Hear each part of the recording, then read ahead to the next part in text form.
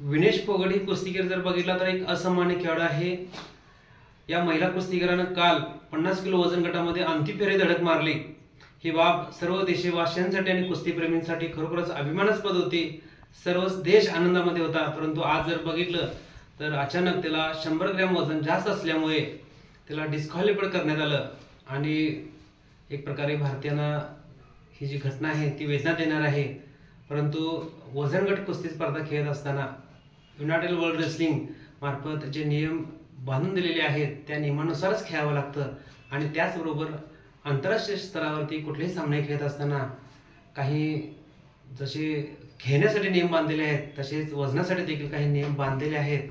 अंतिम फेरीत पोहोचलेल्या कुस्तीगीराला दुसऱ्या दिवशी पुन्हा वजन द्यावं लागतं आणि या विनेश फोगट हिचं वजन 100 ग्रॅम जास्त झाल्यामुळं ती डिस्क्वालिफाईड झालेली आहे आणि ही बाब खरंच सर्वच भारतीयांना दुःख देणारी आहे, दुःखदायक आहे।